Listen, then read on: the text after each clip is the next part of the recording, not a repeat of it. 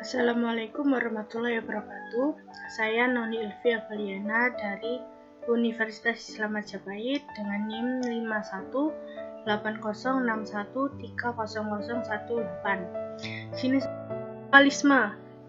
Secara sosiolinguistik, secara umum, bilingualisme diartikan sebagai penggunaan dua bahasa seorang penutur dalam penggunaan pergaulannya dengan orang lain secara bergantian.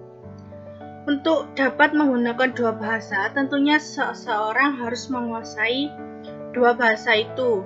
Pertama, bahasa ibu sendiri atau bahasa pertamanya yang disingkat B1, dan yang kedua adalah bahasa lain yang menjadi bahasa keduanya yang disingkat dengan B2. Orang yang dapat menggunakan kedua bahasa itu disebut orang yang bilingual, atau dalam bahasa Indonesia disebut juga dwibahasawan. Sedangkan kemampuan untuk menggunakan dua bahasa disebut bilingualitas, atau dalam bahasa Indonesia disebut juga kedwibahasawanan.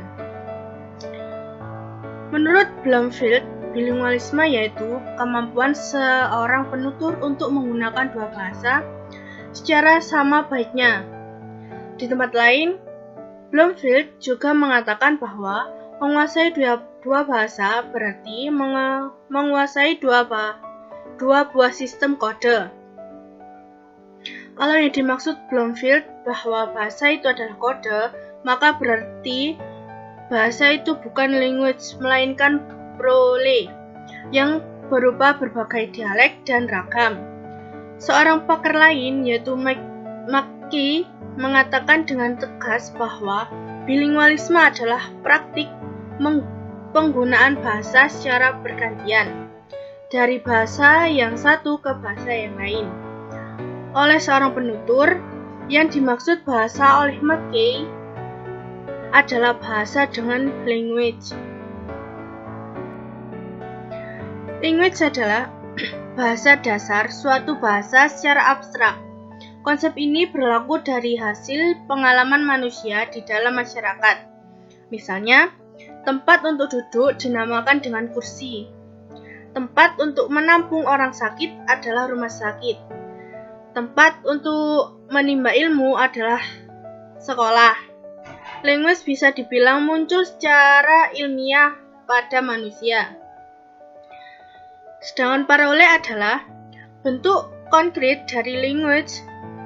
Contoh, parole adalah kursi atau kursi dalam bahasa Inggris chair, yang merupakan bentuk dari language tempat untuk duduk. Rumah sakit adalah hospital, yaitu bentuk parole dari language tempat untuk menampung orang sakit. Dapat kita simpulkan bahwa language adalah sebuah sistem abstrak mengenai konsep suatu bahasa, sedangkan parole adalah bentuk konkret atau pengejawatahan dari sebuah language. Oleh karena itu, bentuk parole suatu bahasa lebih banyak dari language-nya. Diglosia. Kata diglosia berasal dari bahasa Prancis, yaitu diglosie, yang pernah digunakan oleh Marquez, seorang linguis Prancis. Tetapi istilah itu menjadi terkenal dalam studi linguistik setelah digunakan oleh seorang sarjana dari Stanford University, yaitu C.A. Ferguson pada tahun 1958. Ferguson menggunakan istilah diglosia untuk menyatakan keadaan suatu masyarakat di mana terdapat dua variasi dari satu bahasa yang hidup berdampingan dan masing-masing mempunyai peranan tertentu.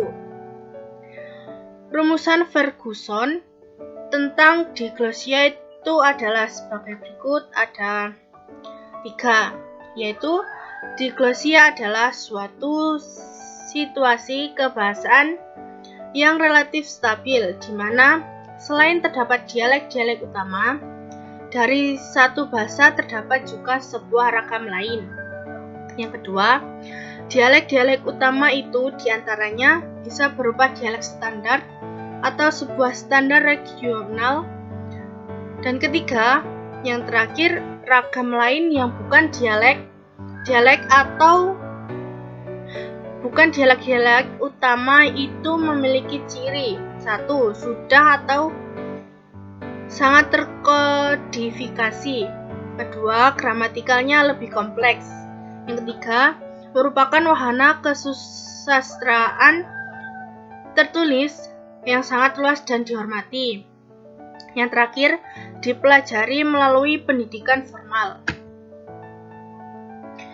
Diglosia ini dijelaskan oleh Ferguson dengan mengetengahkan 9 topik, yaitu pertama, fungsi, yaitu merupakan kriteria diglosia yang sangat penting. Menurut Furgon, dalam masyarakat diglosis terdapat 2 variasi dari satu bahasa. Variasi bahasa pertama disebut dialek tinggi atau dialek T atau ragam T, dan yang kedua disebut dialek rendah yang disingkat dialek R atau ragam R. Distribusi fungsional dialek T disusun dislek R mempunyai arti bahwa terdapat situasi di mana hanya dialek T yang sesuai untuk digunakan, dan dalam situasi lain hanya dialek R yang bisa digunakan. Fungsi T hanya pada situasi resmi atau formal, sedangkan fungsi R hanya pada situasi informal dan santai. Dan yang kedua, prestis. Dalam masyarakat diglosis, para penutur biasanya menganggap dialek T lebih bergengsi, lebih superior, lebih terpandang, dan merupakan bahasa yang logis.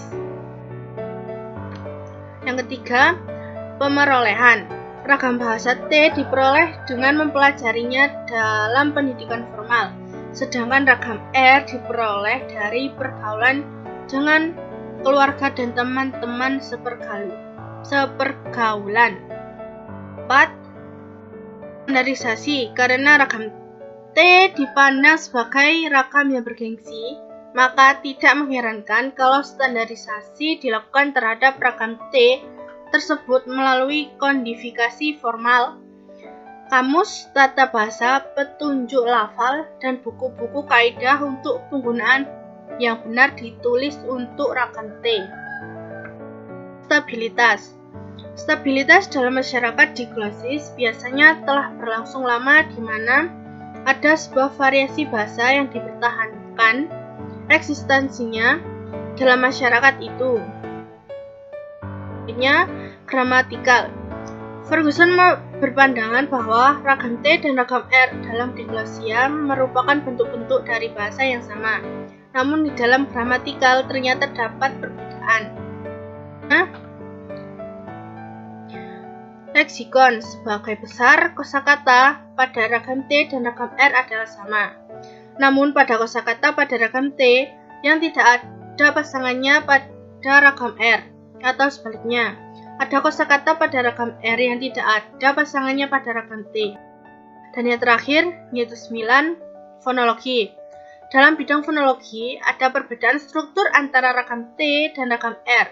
Perbedaan tersebut bisa dekat, bisa juga jauh. Ferguson menyatakan sistem bunyi ragam T dan ragam R sebenarnya merupakan ragam tunggal, namun fonologi T merupakan sistem dasar, sedangkan fonologi R yang beragam-ragam merupakan subsistem atau parasistem.